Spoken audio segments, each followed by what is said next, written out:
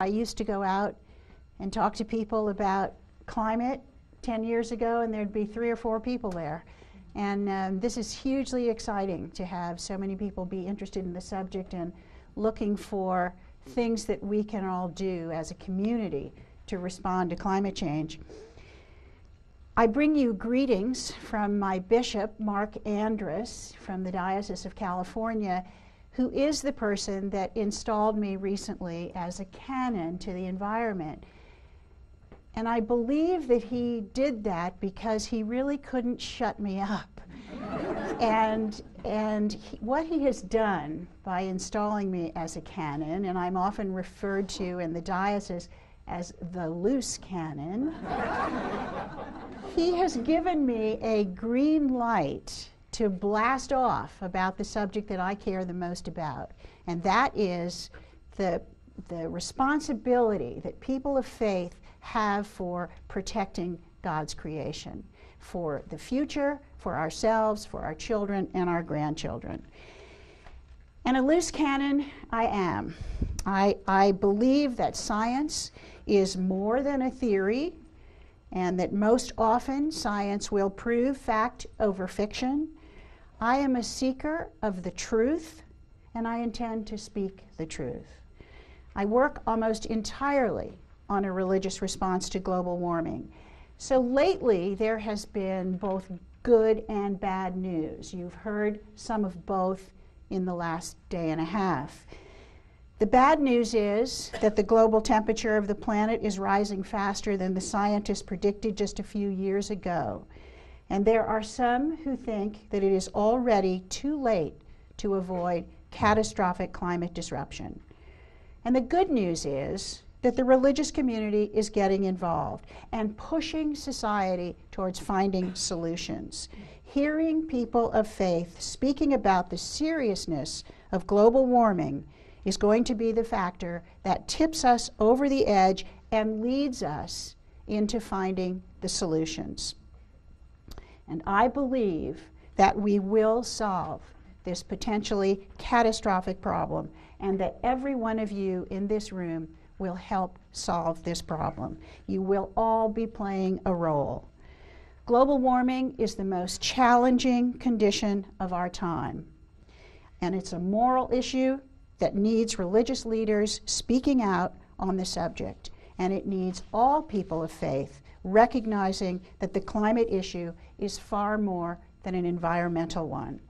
We are facing a life and death situation, and it's summed up quite beautifully, or quite articulately, by the Dean of the School of Forestry at Yale, Gus Speth.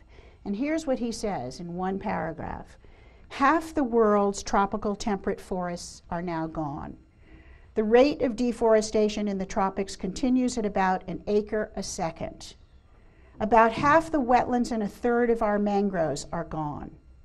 An estimated 90% of the large predator fish are gone, and 75% of the marine fisheries are now overfished or fished to capacity. 20% of our corals are gone, and another 20% severely threatened. Species are disappearing at rates about 1,000 times faster than normal. The planet has not seen such a spasm of extinction in the 65 million years since the dinosaurs were here. Persistent toxic chemicals, and this is very important for each and every one of us to know. Persistent toxic chemicals are found by the dozens in each and every one of us. Now, these are facts that have been reviewed by scientists. This isn't something that Gus Speth made up to get our attention or to make a name for himself. The planet is in peril, and we, people of faith, are the ones who must work as hard as we can to save this planet. And unfortunately, which you heard a little bit about last night, some of our greatest world thinkers suspect that we have so poisoned the earth, it may soon not be fit for humans to exist. So where is the good news, and where do we find hope? And how do we keep from falling into despair or getting depressed by the bad news? Well, my hope comes from bits and pieces of inspiring changes that are going on all around this country and around the world. In China and Germany, you got really good news last night from Hunter Lovins. But I admit that in the midst of this tragic news, I do have hope. And it is other people who are giving me hope. And it may be because deep inside, people know that crisis brings an opportunity. And this isn't necessarily optimism, because there is a difference between hope and optimism. Optimism is thinking that everything will turn out all right in the end. But hope is a verb with your sleeves rolled up, as David Orr says, who's from Oberlin College. You have something invested in the outcome. And this is exciting, but it does mean we have to work. We can't sit back and expect everything to get better unless we're willing to work towards that end. And there are hundreds and thousands of people all over the world who are working nonstop to save us from ourselves.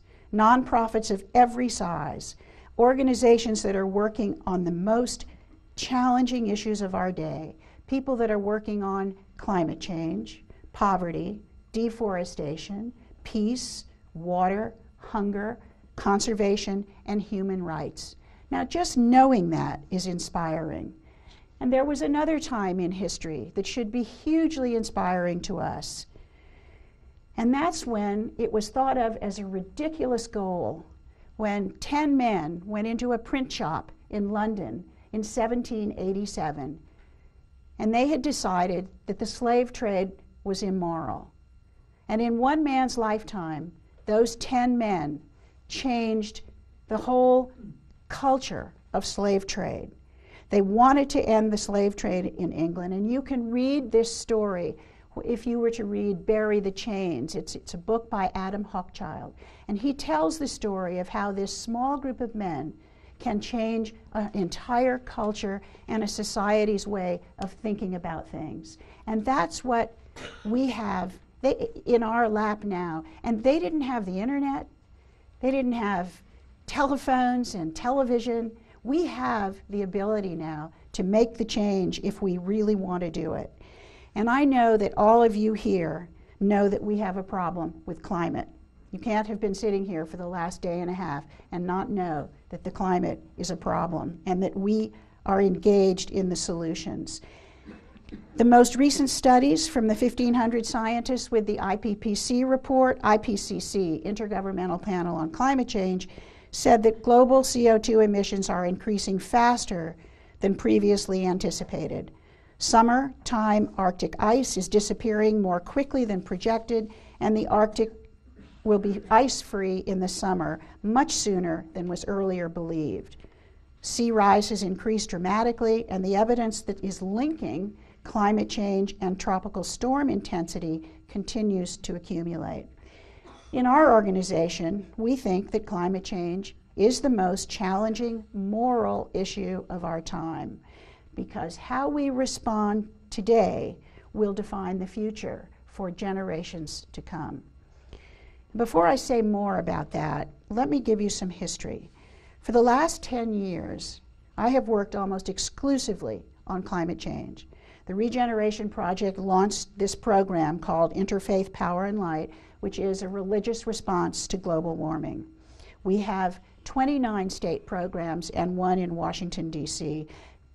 You heard and you know that there is one here in Colorado with a very active and capable group of people. And I hope that all of you who are connected to congregations will talk to your religious leaders, or if you're in the position to sign up and become a member of Colorado Interfaith Power and Light, I think that you will find it very beneficial, very informative, with resources for how you can green your congregations.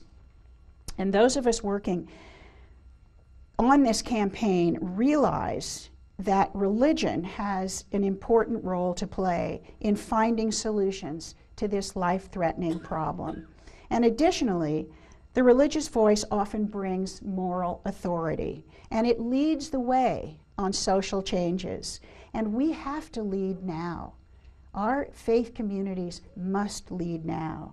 When I started this ministry in 1997, there were only a few people who had made the connection between our faith in God and how we treat creation.